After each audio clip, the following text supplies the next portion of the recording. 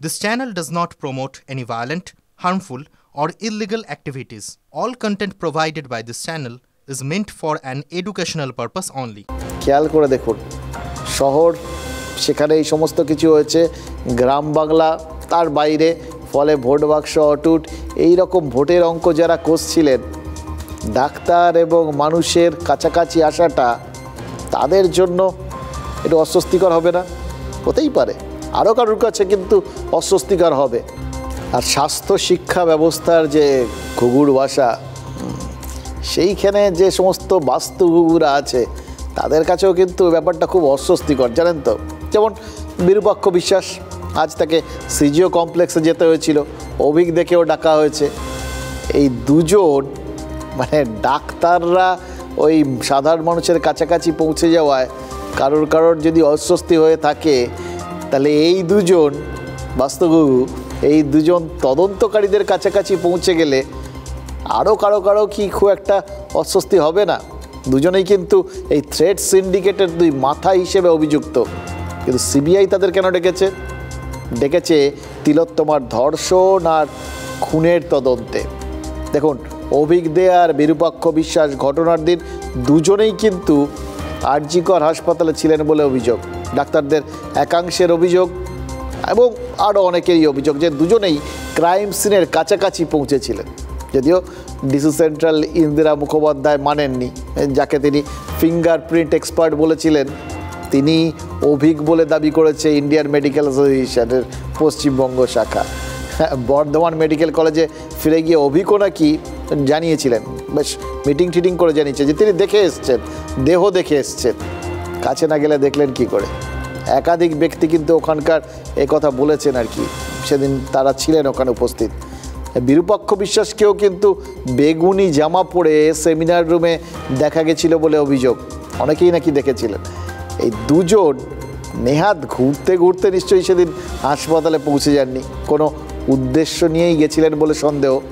এবার কেন গেছিলেন সেটাই জানতে চায় সিবিআই।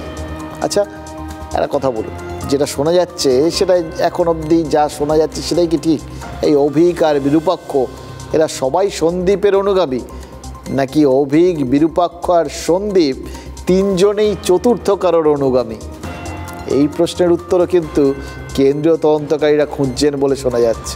কথা বলে এসে আমি নিশ্চিত সেমিনার হলে আপনি ছিলেন, কথা বলে এসে আমি কথা বলছি। আপনাকে কিছু ডকুমেন্টস আনতে বললাম না? সন্দীপ বাবুর সঙ্গে তো আপনি ঘনিষ্ঠ ছিলেন। সিবিআই আরও অনেকেই তলব করবে, বিরূপাক্ষ যাবে, আরও অনেকেই যাবে, সময় আছে, সময় এসছে, এক এক করে সবাই যাবে। দেখুন, তিলোত্তমার দেহ যেদিন উদ্ধার হলো সেদিন কি কেউ দুঃস্বপ্নেও কল্পনা করতে পেরেছিলেন 42 দিন পরে পরিস্থিতি এখানে পৌঁছবে? বিরূপাক্ষ আর অভিক কি জানতেন যে তারা সাসপেন্ড হবেন, তদন্তের আওতায় আসবেন? জানলে হয়তো সেদিন আর আরজি করে যেতেন না। আসলে কোথাকার জল গড়িয়ে যে কোথায় পৌঁছে যায় কেউ বলতে পারে না। এটা বাগধারা, ঘটনা প্রবাহ বোঝাতে ব্যবহার করা হয়।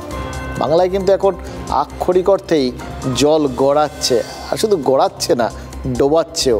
হাহাকার শোনা যাচ্ছে, জেলার পর জেলা বানভাসী। এই জল কোথায় গড়িয়েছে সেটা তো আমরা দেখতে পাচ্ছি, কিন্তু এই জল কোথা থেকে এসছে? মূলত ঝাড়খণ্ড। কে গড়িয়েছে? মুখ্যমন্ত্রী অভিযোগ করছেন ডিভিসি, তারা না জানিয়ে জল ছেড়ে বাংলাকে ডুবিয়েছে। এ নিয়ে প্রধানমন্ত্রীকে চিঠিও দিয়েছেন তিনি। আবার কেন্দ্রীয় জলশক্তি মন্ত্রক তারা আবার জবাবি চিঠিতে লিখেছে কখনোই রাজ্যকে না জানিয়ে জল ছাড়া হয়নি, বরং যে যৌথ কমিটি জল ছাড়ার সিদ্ধান্ত নিয়েছে তাতে রাজ্যের প্রতিনিধিও রয়েছেন। তার মানে ডিভিসি যে জল ছেড়েছে এটা কিন্তু সবাই মেনে নিচ্ছেন, কিন্তু শুধু ডিভিসির জলেই বাংলা ডুবেছে এটা আবার এখানকার রাজ্যপাল মানছেন না। তিনি মুখ্যমন্ত্রীকে চিঠি লিখেছেন, অভিযোগ করেছেন হাওড়ার 2 মেদিনীপুর এবং বাঁকুড়া, এই 4টে জেলা এখানে ডুবিয়েছে কংসাবতীর জল, যে নদীর বাঁধ আবার রাজ্যের নিয়ন্ত্রণে।